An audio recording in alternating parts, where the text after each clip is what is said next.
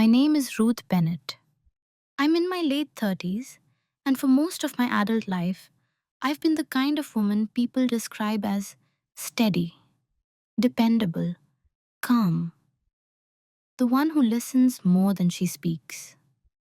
I live a quiet, ordinary life on the surface: work, marriage, routines that look unremarkable from the outside. And that ordinariness is often what makes people underestimate me. I've learned that when you don't raise your voice, when you don't dramatize pain, people assume there isn't much depth there. They think silence means agreement, or weakness, or passivity. They don't imagine that silence can be a form of discipline, or that stillness can be a place where decisions are being made carefully, deliberately, and without spectacle. I'm not telling this story to entertain you with scandal, and I'm not here to humiliate anyone, not even the man I was married to. This isn't a story about revenge. It's about clarity. It's about what happens when reality interrupts the narrative you've been trying to preserve.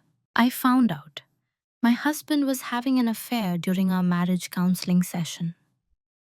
The truth came out where honesty was supposed to begin. What follows isn't a dramatic explosion. There were no raised voices, no thrown objects, no cinematic confrontation. This is a slower story, one about accumulation, small dismissals, quiet compromises, roles assigned without consent.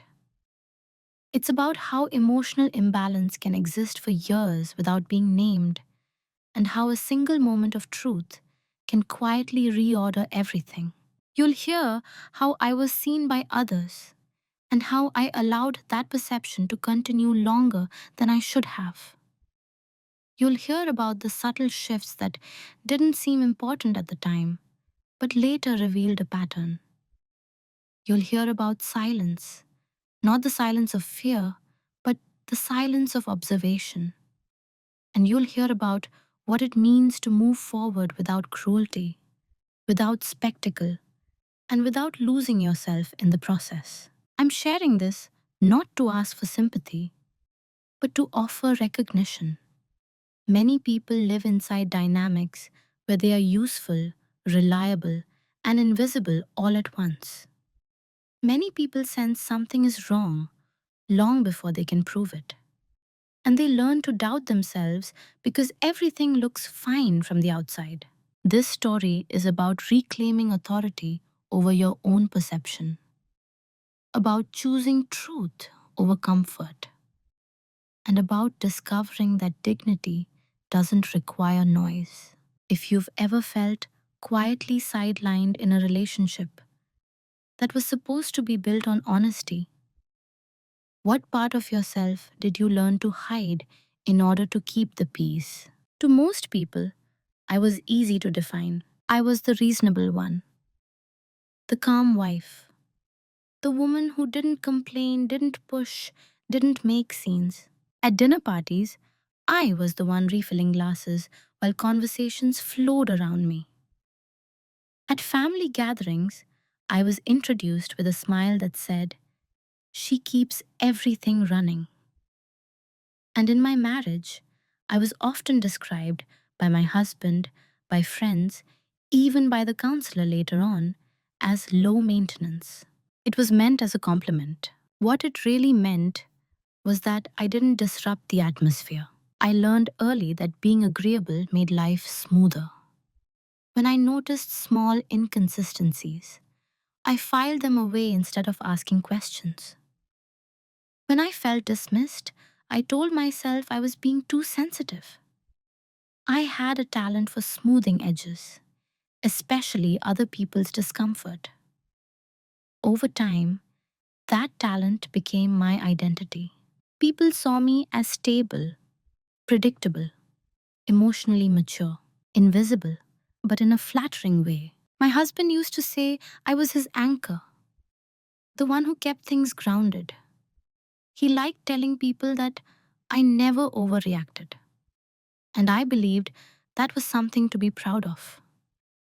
I thought emotional restraint was the same as emotional strength. What I didn't realize was how often restraint was being mistaken for consent. In conversations, I was the one who listened. I remembered details, followed up, and adjusted my expectations quietly. When decisions were made about trips, finances, schedules, they often arrived already formed. I'd nod, ask practical questions, and make it work. No one was cruel.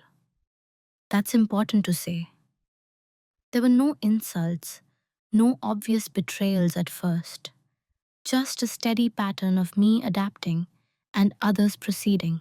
If you asked anyone who knew us, they would have said we were fine, comfortable, maybe a little boring, but solid. We were the couple of people pointed to when they talked about long term potential. And I reinforced that image. I smiled at the right moments. I kept disagreements private.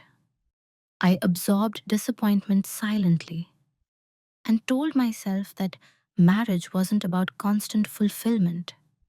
It was about commitment, compromise, and maturity. I was very good at being the adult in the room. What no one seemed to notice was how often my role was reactive. I responded, I adjusted, I accommodated. Rarely did I initiate emotional direction, and over time, that became expected. I didn't think of myself as small. I thought of myself as disciplined. But discipline without mutual regard becomes something else entirely. In social settings, my husband would speak for both of us plans, opinions, preferences. He wasn't domineering, he was confident. And I let that confidence stand in for unity. If I corrected him, it felt unnecessary. If I disagreed, it felt disruptive. So I stayed quiet, not because I was afraid, but because it seemed easier, more efficient, kinder. People often confuse kindness with self erasure. I did too. There were moments, small, almost forgettable ones, where I felt a flicker of something sharper, a comment that didn't quite land right, a joke at my expense that lingered longer than it should have, a decision made without checking in. Each time, I told myself it wasn't worth addressing, that love meant letting things go, that not every feeling deserved airtime. I became very skilled at minimizing my own reactions. From the outside, I looked unbothered. From the inside, I was carefully observing. I noticed patterns even when I didn't name them. I remembered dates, tones, shifts in attention. I just didn't act on them yet. Because acting would have required me to disrupt the role I had been assigned and had quietly accepted. Reliable, understanding, low maintenance. The kind of woman who could be depended on to hold everything together without asking for much in return. At least, that's who they thought I was. What they never asked was who I was becoming while playing that part. The first time something truly registered, it didn't feel dramatic. There was no argument, no revelation, just a moment so small that at the time I almost dismissed it out of habit. We were at a casual gathering, nothing formal. A few friends, familiar faces, easy conversation. Someone asked my husband how things were going between us. He smiled, shrugged lightly, and said, "You know Ruth. She's steady, not very emotional but dependable." Everyone laughed softly. It was said kindly, affectionately, even. And yet something in me tightened, not because it was untrue. I was steady, but because of what was missing. There was no mention of closeness, warmth, or partnership. I had been reduced to a function, a trait list, useful qualities stripped of intimacy. I remember nodding along, smiling when someone glanced at me for confirmation. I didn't correct him. I didn't add anything. I told myself I was overthinking it. But I didn't forget. That was the beginning of a pattern I would later recognize as the first small cut. The kind that doesn't bleed enough to demand attention, but still leaves a mark. After that, I started noticing how often my emotional presence was summarized rather than experienced. How I was spoken about more than spoken to. If I shared a concern, it was met with logic instead of curiosity. If I expressed uncertainty, it was smoothed over quickly, as if efficiency mattered more than understanding. And every time I responded the same way, I adjusted. I told myself this was what emotional maturity looked like, that wanting to be understood was childish, that love didn't need constant validation, it needed stability. The world around me reinforced that belief. Friends admired our calm. Family praised how easy our relationship seemed. No one saw the cost of that ease, including me. The first small cut wasn't betrayal. It wasn't even neglect in an obvious sense. It was being redefined quietly, in front of others, without objection. I became the woman who didn't need much. The woman whose inner life could be summarized in a sentence. And because I didn't protest, that summary hardened into truth. There was another moment not long after. We were discussing plans, something minor, but important to me. He interrupted before I finished my thought, finished the sentence for me, and moved on. No one noticed. I noticed, not the interruption itself, but how natural it felt for him, how unsurprised he was that I didn't reclaim the flow, how quickly the conversation accepted his version of my thought as sufficient. I felt a quiet disappointment, not in him, but in myself. Because part of me had already learned that speaking up would feel like an inconvenience. So I let it go. That's how these things normalize. Not through cruelty, but through repetition without resistance. Each small cut taught me something, not about him, but about the space I occupied. It taught me that my silence made things easier for everyone else, that discomfort only existed if I named it, and that by staying quiet, I could preserve the image of harmony. What I didn't realize then was that harmony built on omission isn't harmony at all. It's an agreement to look away. But at that stage, I wasn't ready to see it that way. I still believed that being understanding meant absorbing more than I expressed, that love meant giving the benefit of the doubt indefinitely. So I catalogued the moments, stored them somewhere private. I didn't confront, I didn't accuse, I simply paid attention. And that attention, quiet, patient, unresolved, would become important later. Because the first small cut isn't the one that breaks you. It's the one that teaches you where you're allowed to feel pain and where you're expected not to. Once you've dismissed the first small cut, the others arrive more easily, not sharper, just more frequent. They blend into the background of daily life.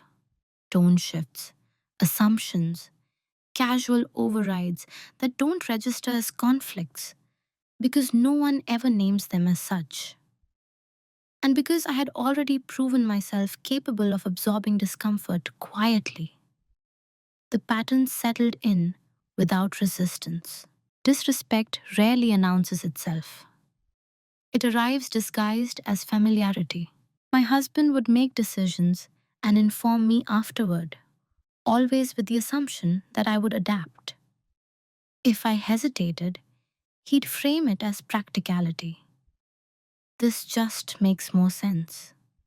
And because I valued logic, I learned to accept logic even when it bypassed emotional consent. When I expressed fatigue or distance, he'd respond with reassurance rather than inquiry.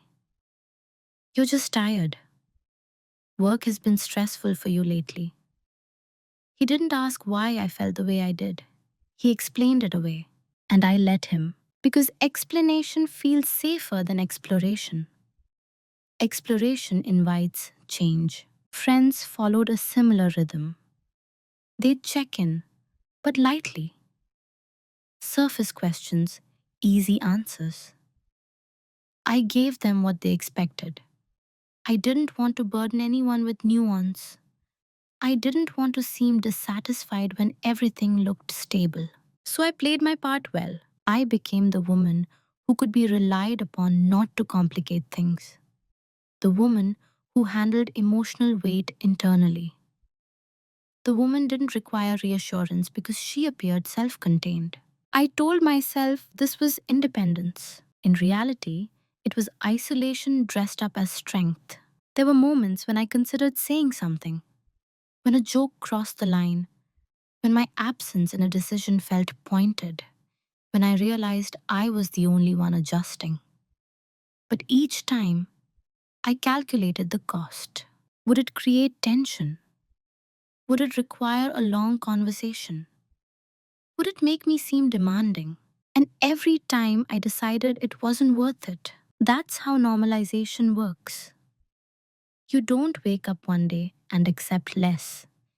You arrive there through a series of small choices made in the name of peace. The most dangerous part was how reasonable it all felt. Nothing was overt enough to justify confrontation. There was no single moment I could point to and say, this is unacceptable. Instead, there was a slow erosion of mutuality, a quiet shift from partnership to management. I managed my expectations. I managed my reactions. I managed my disappointment. What I didn't manage was the growing sense that I was being edited out of my own life. Sometimes I would replay conversations in my head, not to argue, but to check whether I had imagined the imbalance. I'd ask myself if I was being unfair, if maybe this was just what long term relationships became. And because I didn't want to be the person who overanalyzed, I defaulted to self doubt. That doubt became a convenient buffer for everyone else. The more I rationalized, the more normalized the dynamic became. People stopped checking in deeply because I never signaled distress. My husband stopped noticing my withdrawal because it was quiet and non confrontational. Silence is very easy to misinterpret when it's consistent. Inside, though, something was shifting. Not anger, not resentment. Awareness. I began to see how often my compliance was assumed, how rarely my perspective was sought unless it was logistical, how my emotional life had become something that existed privately, separate from the relationship it was supposed to be shared within. And still, I stayed quiet, not because I was afraid to speak, but because I hadn't yet accepted what speaking might reveal. Acknowledging the disrespect would have required me to acknowledge the imbalance. And acknowledging the imbalance would have required me to decide what to do about it. At that stage, I wasn't ready to choose disruption over familiarity. So I normalized it. I told myself that relationships evolve, that this was a phase, that things would rebalance on their own. They didn't. Instead, the role I played became more defined, less questioned, more permanent. And by the time I realized how far things had shifted, I had already taught everyone, including myself, that I would tolerate being minimized without protest. That lesson would take time to unlearn. Roles are rarely discussed out loud. They're implied, reinforced, and eventually treated as natural. By the time I became aware of mine, it had already settled into place. I was the reliable one, the woman who remembered appointments, smoothed logistics, and kept things moving. I handled the quiet labor of life, the kind that doesn't get noticed unless it's missing. Emotional regulation, scheduling, remembering preferences, anticipating needs before they were voiced. My husband trusted me with responsibility, but not with influence. I was consulted on execution, not direction. I made things work after decisions had already been made. At first, I told myself this was a partnership. That division of roles was practical, that not everyone needed to lead in the same ways. But slowly, I realized my role came with expectations I had never agreed to.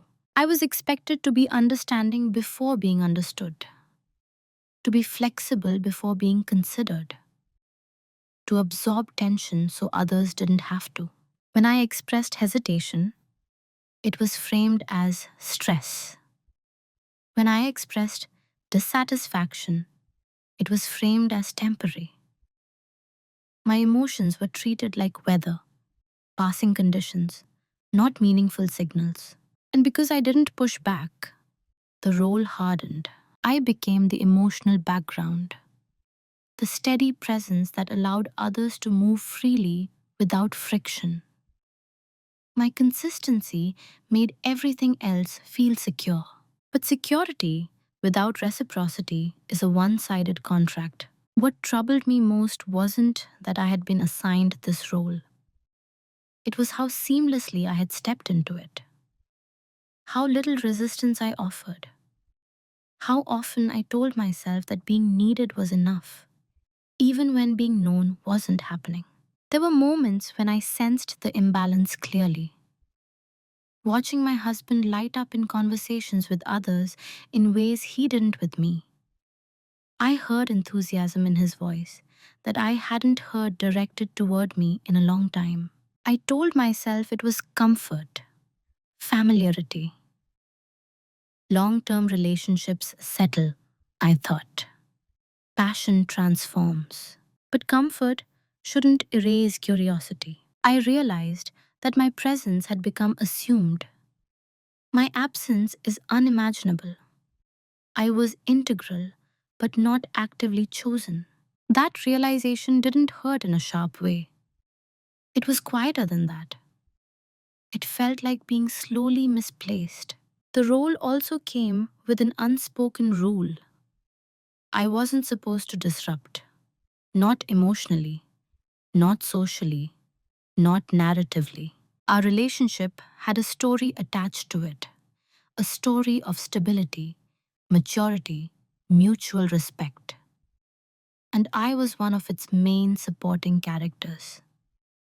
To question the role was to question the story. So I stayed within the script. I nodded. I accommodated. I reassured others that everything was fine. But internally, something important shifted. I began to see the difference between being valued and being relied upon, between being loved and being convenient.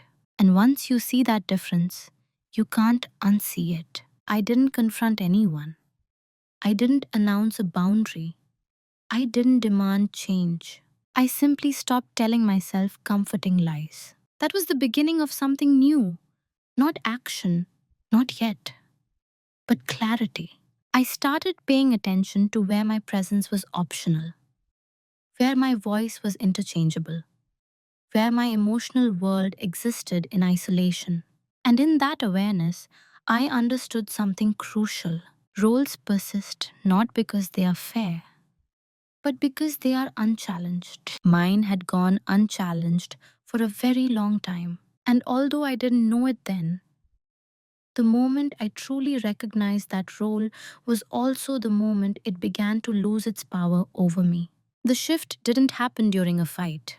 There was no confrontation, no raised voices, no dramatic realization that arrived fully formed. It happened on an ordinary afternoon, in a moment so quiet It almost felt insignificant. I was alone at home, sitting at the kitchen table, surrounded by the usual signs of shared life. Two mugs in the sink, a jacket draped over a chair, familiarity everywhere. And for the first time, I felt like a guest in my own marriage. That feeling wasn't new, but that day, I didn't explain it away. Normally, I would have redirected my attention, found something productive to do, told myself I was tired or overthinking. But instead, I stayed with the discomfort. I let it sit there without rushing to resolve it. And something inside me changed. I realized I had been spending years interpreting my own emotional signals in ways that made everyone else comfortable. I had been translating my instincts into excuses. I had been loyal not just to my husband, but to the image of us. That afternoon, I asked myself a question I had avoided for a long time. If nothing changes, can I live like this indefinitely? Not should I.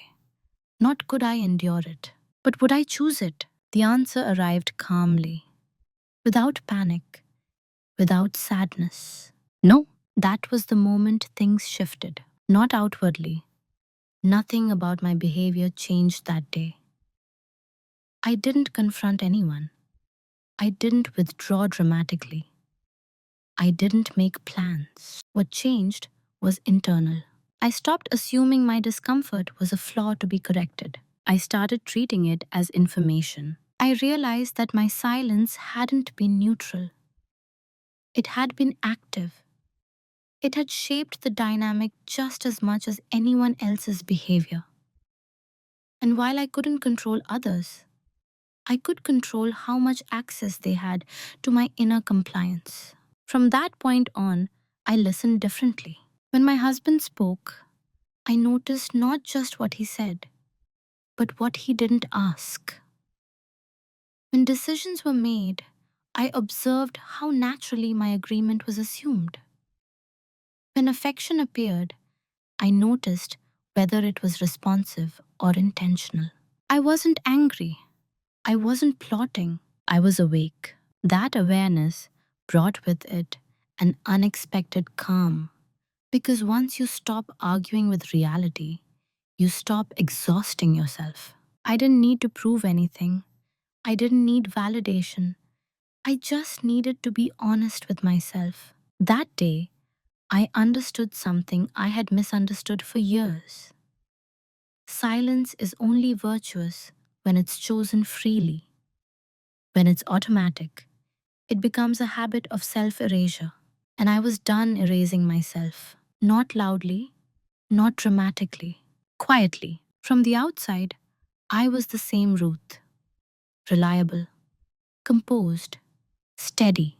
But internally, I had crossed a line I couldn't uncross. I no longer needed reassurance that things were fine. I no longer needed to rationalize the imbalance.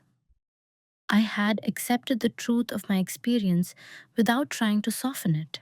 That acceptance didn't make me sad. It made it clear. And clarity is dangerous, not to others, but to systems built on your compliance. I didn't know yet what I would do with that clarity. I only knew that I would not give it back. That was the day something shifted. After that day, my silence changed its texture. Before, it had been reflexive, an instinct to smooth, to preserve, to avoid friction. Now, it was intentional, measured, chosen. From the outside, nothing looked different. I still nodded, still listened, still fulfilled my role with the same competence. But internally, I had stepped back from automatic agreement. I stopped filling in emotional gaps for others. When my husband spoke without checking in, I noticed and didn't compensate. When conversations drifted past me, I let them. When assumptions were made, I didn't rush to correct or comply.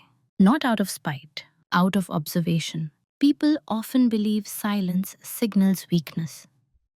because they don't understand what disciplined silence looks like. They assume that if you aren't reacting, you aren't aware.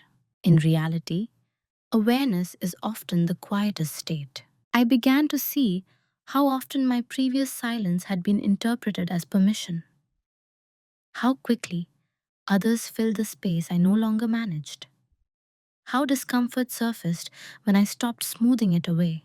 And still, no one confronted me. They didn't ask if something was wrong. They simply adjusted around my quiet withdrawal, assuming it was temporary, assuming I would return to form. That assumption gave me space. In that space, I started paying closer attention to details I had once ignored: patterns of timing, shifts in mood, inconsistencies in stories that didn't quite align but hadn't mattered before. I wasn't looking for anything. I wasn't suspicious. I was simply no longer invested in preserving the illusion of harmony. My husband mistook my calm for contentment. He became more relaxed, more careless. When people believe you won't challenge them, they stop editing themselves. That's when you see clearly.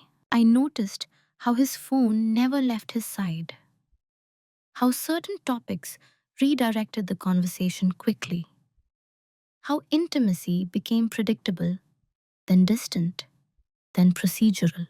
I didn't confront him. Confrontation would have ended my access to truth. Instead, I listened. I asked neutral questions. I observed responses. I noticed what was volunteered and what was avoided. I watched how easily explanations came when they were rehearsed, and how vague they were when they weren't. Silence gave me leverage, not because it was manipulative, but because it removed distraction. Without emotional noise, patterns emerge. I also noticed something else: my own emotional state. I wasn't spiraling. I wasn't anxious. I wasn't consumed. I felt grounded.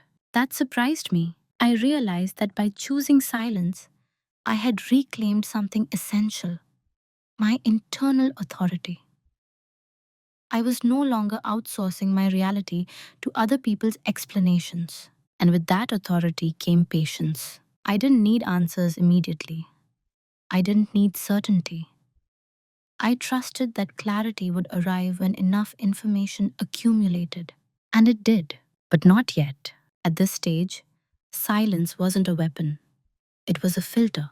It let truth pass through, while everything performative fell away. Others mistook it for disengagement, for emotional withdrawal, for weakness. They couldn't see that I was no longer participating in a dynamic that required me to be smaller. I wasn't disappearing, I was repositioning. And that repositioning, quiet, unannounced, unnoticed, was the most powerful move I had made so far. What people rarely understand about quiet women is that we notice everything. When I stopped managing the emotional environment, I gained time, mental space, energy that had previously been spent translating, excusing, cushioning. That energy didn't disappear, it sharpened. And what I began to see wasn't shocking, it was consistent. Small details started arranging themselves into a pattern. Not dramatic clues, not obvious proof, just alignment. My husband's schedule grew oddly rigid and strangely vague at the same time. Certain evenings became non negotiable, while others were left open with little explanation. When plans changed, they changed smoothly, almost too smoothly, as if contingency had already been built in. I noticed how often he checked his phone, not compulsively, but strategically. Brief glances, quick replies, the kind of behavior that looks invisible unless you're no longer looking away. I didn't snoop. I didn't check messages or follow him or interrogate timelines. That kind of urgency belongs to panic, not clarity. Instead, I documented mentally dates, behaviors, emotional availability, patterns of presence and absence. I began journaling, not about suspicions, but about facts. What was said, what was done, what was avoided. I kept it neutral, almost clinical. No interpretation, just data. That was something they never noticed. I had stopped reacting and started recording. In conversations, I listened for inconsistencies. When stories were repeated, I noticed what shifted. When explanations were given, I paid attention to how quickly they arrived and how unnecessary they felt. People lie most when they believe they are safe, and safety, I had learned, is often mistaken for silence. I also noticed how my husband responded to my emotional neutrality. He seemed lighter, less guarded. He shared more freely, not deeply, but casually. He assumed I was uninterested, or secure, or simply unchanged. He didn't realize that my lack of reaction wasn't indifference. It was a focus. I observed how he talked about me to others, still kindly, still respectfully, but increasingly vaguely. I was referenced as part of a structure, not a relationship. The marriage was something that existed in the background, unquestioned. That told me something important. People don't hide what they fear losing, they hide what they assume is immovable. I also began to notice myself, how my body reacted before my mind did, how certain explanations landed with a dull finality instead of reassurance, how my intuition no longer whispered, it simply stated. There was no panic in it, no drama, just recognition. What they never noticed was how methodical I had become, how I was quietly preparing, not for confrontation, but for truth. I read, not about affairs, but about patterns of emotional disengagement, about how secrecy forms not out of malice, but convenience, about how people justify behavior when they no longer see their partner as an active witness. I didn't do this to confirm a suspicion. I did it to understand my reality without distortion. I also reviewed my own resources, financial, emotional, logistical. Not because I planned to leave, but because clarity demands readiness. I wanted to know what choices I actually had, not just the ones I told myself I had. All of this happened invisibly. No change in tone, no shift in routine, no dramatic withdrawal. If anything, I became easier to live with. And that's the paradox no one talks about. When you stop asking for honesty from someone who is hiding, they relax. That relaxation is revealing. I wasn't hunting for proof. I wasn't waiting for a confession. I was letting the truth approach me at its own pace. Because truth always surfaces eventually, especially when you stop interrupting it with fear. By the time I sensed that something concrete was near, I was already steady, grounded, prepared to receive whatever arrived without collapsing. What they never noticed was that my quiet had evolved again. It was no longer just observation, it was positioning. And once you've positioned yourself internally, the external reveal, when it comes, doesn't destroy you. It confirms what you already know. The truth didn't arrive with drama. There was no shaking hands, no racing heart, no cinematic pause. When it finally surfaced, it felt almost orderly, as if my mind had already made space for it. It happened quietly, in a way that would have gone unnoticed if I hadn't already learned how to see. We were preparing for our marriage counseling session, the one we had both agreed to attend just to recalibrate. That was the language my husband used. Recalibration. As if the relationship were a machine slightly out of alignment, not a human bond quietly unraveling. In the days leading up to it, He was unusually composed, almost relieved. He spoke about counseling as if it were a formality, something that would confirm we were fundamentally fine. That confidence stayed with me. The private reveal didn't come from his phone or an overheard conversation. It came from a contradiction so small, so precise, that it removed all remaining doubt. A name, not spoken with guilt, not hidden, mentioned casually, in a context that didn't require explanation, because he assumed I already understood. And in that moment, something inside me clicked into place. Not shock, alignment. All the fragments I had been holding, without forcing them together, suddenly formed a single, coherent picture. The emotional distance, the rehearsed availability, the relaxed secrecy, the unexamined assumptions. It wasn't the name itself that mattered. It was the certainty. I didn't confront him. I didn't ask questions. I didn't seek clarification. Because clarity had already arrived. I excused myself, went into another room, and sat down.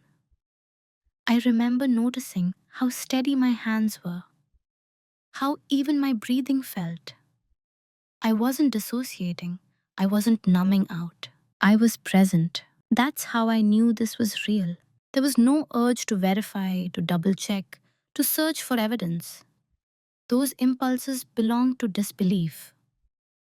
I was past that stage. What I felt instead was a clean, almost austere understanding. This is what has been happening. No embellishment, no moral collapse, just truth. I didn't feel the need to tell anyone, not friends, not family, not even myself, out loud. I let it sit. I spent the rest of the day moving through routine with deliberate normalcy, cooking, cleaning, responding, observing him observe me. He noticed nothing. That night, I didn't cry. I didn't rehearse conversations. I didn't imagine confrontations. I slept. And in the morning, I woke up with something I hadn't felt in a long time. Resolve. Not anger, not vengeance. Just a clear internal line that could not be uncrossed. I understood then why the reveal had needed to be private first. Why couldn't I arrive in front of anyone else? I needed to meet the truth without witnesses, without influence, without noise, so that my response would belong entirely to me. By the time we arrived at the counseling session days later, I wasn't going in to discover anything. I was going in to listen. I knew the truth. What remained was to see how it would present itself when honesty was supposed to begin. By the time we sat down in the counselor's office, the decision wasn't whether I would act. It was how. The room was neutral, soft lighting, careful decor, chairs arranged to suggest balance. A space designed for calm admissions and shared responsibility. My husband sat beside me, relaxed, almost practiced in his posture. He spoke easily about stress, miscommunication, and distance. Words chosen to sound honest without being specific. I listened, not as a wife searching for reassurance, but as a witness already in possession of the truth. There's a moment when you know something irreversible, where time feels different, slower, more deliberate. Each sentence matters because you understand what it's building toward. The counselor asked gentle questions about connection, about trust, about what we were hoping to repair.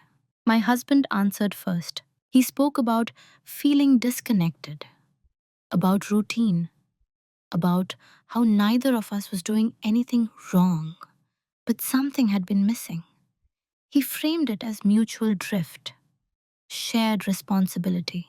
And I understood then why this moment mattered. Because I could have protected him. I could have nodded, echoed his language, accepted the shared blame narrative. I could have allowed the truth to remain hidden in the name of privacy, dignity, or emotional efficiency. That was one option. Another option was confrontation, emotion, accusation, exposure, a rupture that would satisfy honesty but leave chaos behind it. And then there was the third option, the one I chose. When it was my turn to speak, I didn't raise my voice. I didn't accuse.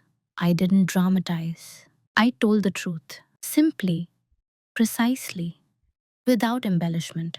I said that I had become aware of an ongoing affair, that I wasn't there to argue about why it happened or to negotiate conditions under which it could be forgiven.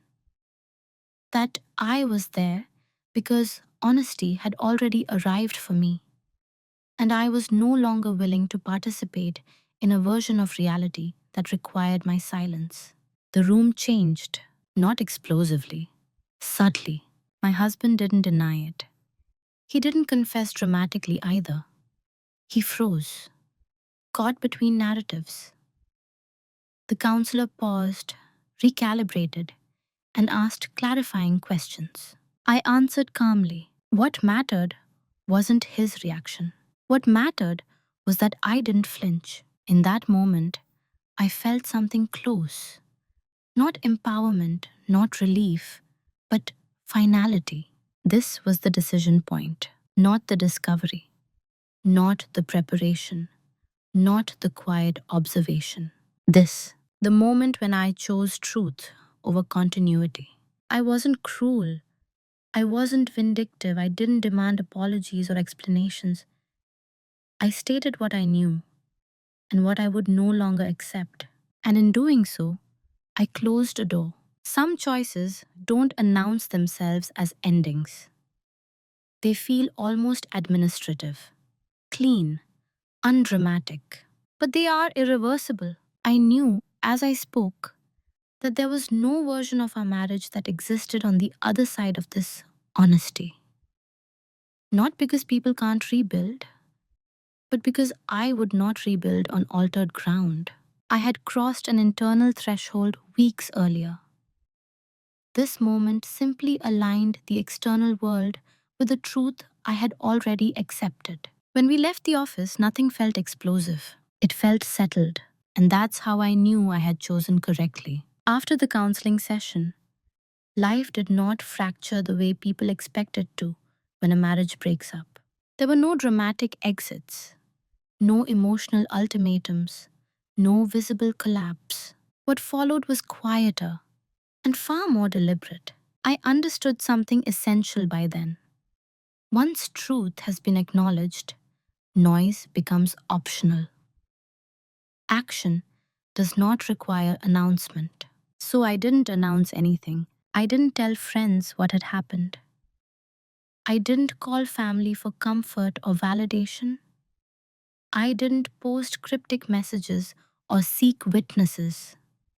I continued going to work, returning texts, handling daily responsibilities with the same calm efficiency I always had. From the outside, nothing looked different. But internally, everything had shifted into motion. I began with structure, not emotion. I reviewed our finances carefully, not with panic, but with attention. I gathered documents, account statements, records that existed but had never required scrutiny before. I wasn't preparing for conflict. I was preparing for accuracy. I asked questions quietly, neutral ones, the kind that don't reveal intent. I spoke to a lawyer without drama or urgency, not to initiate anything immediately, but to understand the terrain, to know what choices actually existed beyond the ones I had assumed. Knowledge has a stabilizing effect when your emotional world has already settled. I didn't rush. That's what people misunderstand about decisive women. We're rarely impulsive. By the time we act, we've already lived with the truth long enough to know it won't change. At home, I remained composed, civil, observant. My husband interpreted this as uncertainty. He spoke cautiously, offering half apologies and theoretical plans. He used words like process, space, and time. He assumed we were in a negotiation phase. I didn't correct him. Correction would have implied participation. Instead, I listened without engaging emotionally. I didn't argue his framing. I didn't challenge his language. I simply stopped supplying reassurance. That absence unsettled him more than confrontation would have. But I wasn't doing it to unsettle him. I was protecting my clarity. Every conversation, every interaction, I asked myself one question: does this require my explanation? Most things didn't. Silence, at this stage, wasn't avoidance, it was containment, a way of keeping my internal decision intact while the external world caught up. I noticed how quickly people fill the silence with their own assumptions, how my calm was mistaken for indecision, how my restraint was read as openness. I let them believe that, not because I wanted to deceive anyone, but because my process did not belong to them. I was careful with my energy, careful with my words, careful not to leak certainty before everything was aligned. This wasn't about revenge, it wasn't about control, it was about sovereignty. I was no longer willing to have my choices shaped by other people's urgency, guilt, or fear. In quiet moments, I checked in with myself, not emotionally, but honestly. I asked whether anything inside me wavered. It didn't. There was no grief spiraling beneath the surface, no doubt waiting to be acknowledged. Just resolve. That surprised me more than the betrayal itself. I had expected to feel fractured. Instead, I felt consolidated. Silence gave me room to move cleanly, to plan without pressure, to step forward without being pulled back by unfinished conversations. I understood then that some endings don't need to be dramatic to be complete. They just need to be intentional. And when the time came to speak, to finally articulate what had already been decided, I would do it once, clearly, without anger, without explanation. Until then, I moved in silence. And that silence wasn't emptiness, it was preparation. The consequences didn't arrive as a confrontation, they arrived quietly, through absence, through what I stopped doing without ever announcing that I had stopped. For years, I had been a stabilizing force in my marriage, not visibly, not dramatically, but consistently. I remembered details. I anticipated friction before it surfaced. I absorbed emotional tension and translated it into calm. I adjusted my expectations so the relationship could continue without interruption. When I stepped out of that role, nothing exploded. But things began to fail. At first, it was subtle: small misalignments, plans that didn't quite work, moments where my husband seemed slightly off balance, unsure why things felt heavier than before. He forgot appointments, overestimated how much time he had, misread emotional cues. He didn't connect these disruptions to me. That's the thing about invisible labor. You don't notice it until it's gone. I stopped reminding him of things that mattered to him, not out of spite. I simply stopped managing responsibilities that weren't mine. I no longer smoothed conversations or softened transitions. I let interactions land as they were, without correction. The effect was cumulative. He grew restless, irritable, slightly defensive. Not because I had accused him, but because the environment no longer compensated for his assumptions.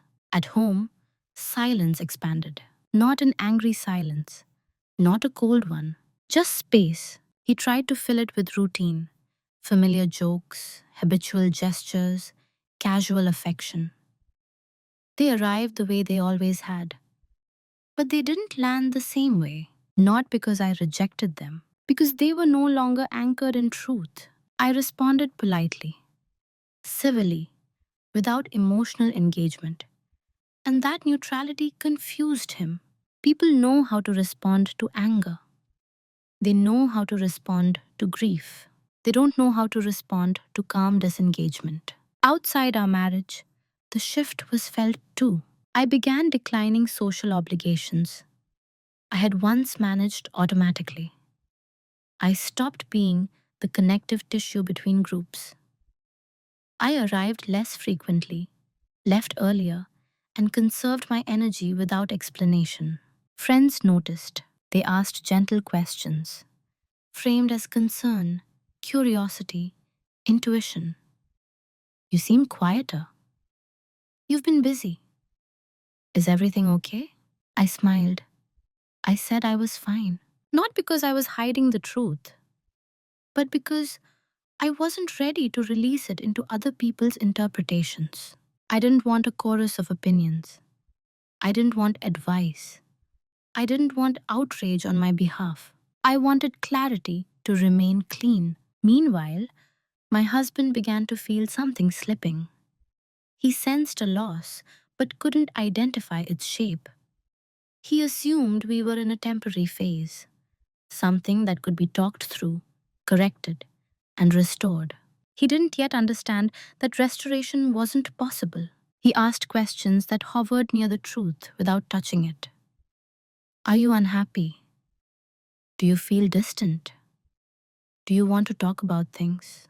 I answered carefully, not evasively, but minimally. I gave him facts without reassurance, presence without promise, courtesy without commitment.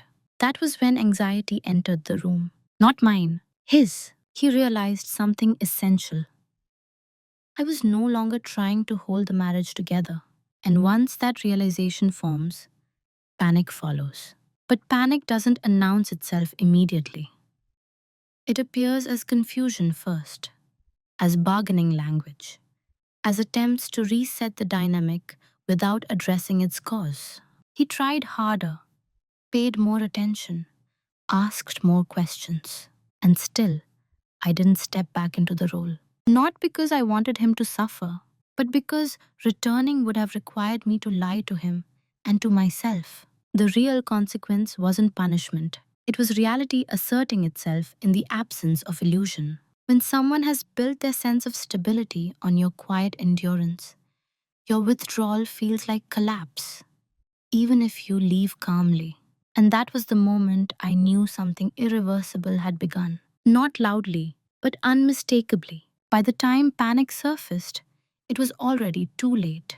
Not because I had hardened myself against reconciliation, but because the version of the relationship he was trying to save no longer existed. It had depended on my quiet endurance, my willingness to absorb imbalance without naming it. Once that endurance was gone, there was nothing left to stabilize. At first, his panic disguised itself as effort. He became attentive in ways that would have mattered years earlier. He asked how my day was and waited for an answer. He noticed my absence and commented on it. He initiated conversations that hinted at accountability without fully embracing it. It was earnest, and it arrived after clarity had replaced hope. That's the cruelty of timing. Sometimes sincerity comes too late to be effective. He wanted to talk about us again, about what had gone wrong, about what we could do differently. He framed his regret in terms of future potential, as if the right conversation might restore momentum. But I wasn't frozen in the past. I was already living in the aftermath. I listened to him carefully, not with resentment, but with a kind of quiet compassion. I could hear that he was afraid, that he hadn't expected consequences that didn't involve an argument, that he didn't understand how much had shifted without him noticing. He asked if there was still a chance. I didn't answer immediately, not to punish him, but because The truth deserved precision. When I did respond, I didn't speak about betrayal or anger. I spoke about reality, about how trust isn't repaired by attention alone, about how awareness can't be undone once it arrives, about how some realizations don't invite repair, they invite departure. He tried to renegotiate the narrative, to reposition the affair as a mistake rather than a fracture, to frame it as something we could contextualize and move past. I didn't argue. Argument implies undecidedness. Instead, I told him something he hadn't considered, that I wasn't leaving because of what he did, but because of what I now understood. I understood how long I had been absent from my own life, how often I had made myself smaller to preserve peace. I had participated in a dynamic that rewarded my silence and ignored my presence. That understanding couldn't be reversed by remorse. He struggled with that because remorse feels active, redemptive. It offers a sense of progress. Clarity is static, it doesn't negotiate. His regret intensified as he realized that nothing he said was shifting my internal position. He oscillated between apology and frustration, between self reflection and defensiveness. And still, I remained calm. Not because I was unaffected, but because the emotional work was already done. The panic reached its peak when he finally understood that I wasn't waiting for the right explanation. I was finished listening. There's a moment when someone realizes they've lost influence over your decisions. Not affection, not respect. Influence. That moment is terrifying. He asked what I needed. I told him the truth. Distance. Finality. Space to step forward without being pulled back into negotiation. He said it felt sudden. I didn't correct him. From his perspective, it was. From mine, it had been unfolding for years. When something ends quietly, it often feels abrupt to the person who wasn't paying attention. And by the time he truly understood that, there was nothing left to fix. Not because I refused, but because I had already moved beyond the point where fixing was relevant. The final confrontation didn't look like a confrontation at all. There was no raised voice, no accusation delivered with trembling hands, no demand for explanations. I already understood. It happened on an ordinary evening, in the same quiet space where so many unspoken things had lived for years. We sat across from each other, not as adversaries, but as two people finally occupying the truth without decoration. He was tense, not angry, not defensive, uncertain. That uncertainty was new for him. He asked me to be honest with him, fully honest. He said he needed to understand what this meant, what I felt, what I was planning. I agreed to speak, not because he needed answers, but because I was finished with holding clarity. I told him I wasn't angry, that I wasn't interested in punishment or humiliation, that I didn't want apologies layered on top of regret. I told him that what had ended between us wasn't just trust. It was my willingness to exist inside a dynamic where my silence was mistaken for strength and my endurance was taken for granted. He tried to interrupt. I held up a hand, not sharply, just firmly. That small gesture said more than any raised voice could have. I explained that for a long time, I had made myself emotionally available while remaining unseen, that I had adjusted and adapted and rationalized until the relationship functioned smoothly but without mutual awareness. I told him that the affair hadn't shattered me. It clarified me. That distinction unsettled him. He asked if there was anything he could do now. I said no, not cruelly, not dismissively, simply, factually. I told him that my decision wasn't fueled by anger, but by alignment. that once alignment is restored internally, returning to misalignment feels impossible, not painful, just untrue. He asked why I hadn't fought harder. I answered honestly, because I had been fighting quietly for years, and when I finally stopped, I understood what that fight had cost me. There was a long pause. In that silence, I felt something close to grief, not for the marriage, but for the time I had spent doubting my own perception. He nodded slowly, not in agreement, but in recognition. That was the closest we came to closure. There was no attempt to negotiate after that, no dramatic goodbye, just an understanding that the conversation had reached its natural end. When I stood up to leave the room, I felt lighter, not triumphant, not relieved, resolved. I had spoken the truth without heat, and in doing so, I had preserved my dignity. That mattered more than winning any argument ever could. After everything ended, life didn't suddenly become brighter. It became clearer. There was no dramatic reinvention, no sudden confidence, no declaration of freedom. What followed was quieter than that. A steady return to myself. I noticed it first in small moments. The way my body felt when I woke up in the morning, unbraced. The absence of that low, constant tension I hadn't realized I was carrying. The relief of no longer monitoring someone else's emotional weather.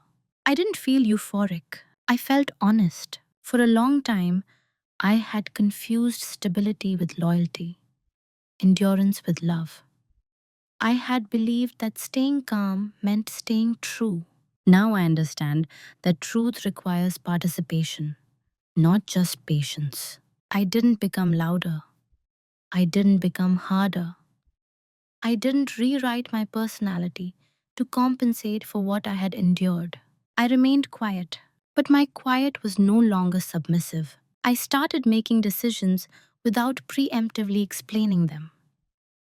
Not because I didn't care what people thought, but because I no longer centered my life around being understood. Understanding, I learned, is not always mutual, and that's okay. I became more selective with my time, more deliberate with my energy. I stopped performing emotional availability on demand. When people asked how I was, I answered truthfully, but briefly. I didn't narrate pain. I didn't dramatize recovery. I didn't need to. I also forgave myself. That was the most important shift. I forgave myself for staying quiet too long, for rationalizing the imbalance. I believed that my restraint would eventually be rewarded.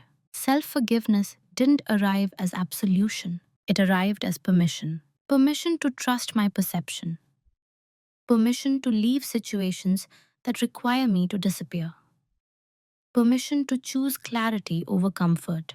I didn't harden my heart. If anything, it softened. But it softened around truth, not illusion. I learned that dignity isn't loud. It doesn't need witnesses. It doesn't require an audience to validate it. Dignity is the quiet confidence of alignment. I'm no longer the woman who smooths everything over. Not because I can't, but because I won't. I still listen deeply. I still value calm. I still believe in kindness. But I no longer confuse kindness with self erasure. I know now that being underestimated is not a flaw, it's a vantage point, one that allows you to see clearly while others assume they already understand you. And clarity, once earned, is something you protect. Not aggressively, intentionally. This is who I am now. Not broken, not bitter, just awake. I didn't tell this story to warn you about marriage. I told it to speak about listening.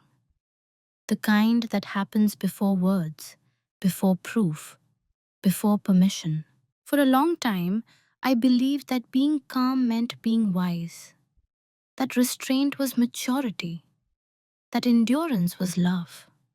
Those beliefs kept me stable, but they also kept me silent in ways that slowly cost me myself. What I learned is this: silence is only virtuous when it protects your truth. When it protects someone else's comfort at your expense, it becomes a quiet betrayal of you. There was no villain in my story, no dramatic collapse, no moment where one person became entirely wrong and the other entirely right. That's important because most real betrayals don't look like cruelty. They look convenient. They look like they are being taken for granted. They look like assumptions going unchallenged for too long. The affair was not the deepest wound. The deepest wound was realizing how much of myself I had minimized to keep the peace. How often I had translated discomfort into patience. How easily my silence had been mistaken for consent. And here's the part that matters most: I didn't reclaim myself through anger. I didn't heal through revenge. I didn't rebuild by becoming louder or harder or colder. I healed by telling the truth once and then refusing to negotiate with it. Quiet dominance isn't about control over others. It's about authority over yourself. It's the decision to stop explaining what you already understand, to stop performing stability while slowly disappearing, to stop waiting for permission to leave a role that no longer fits. If you take anything from my story, let it be this: pay attention to what you normalize, the small dismissals, the quiet adjustments, the roles you accept without discussion. Because what you tolerate repeatedly becomes the shape of your life, and you deserve a life shaped by choice, not endurance. I'm not bitter, I'm not angry, and I'm not broken. I'm aligned, and alignment is peaceful in a way chaos never is.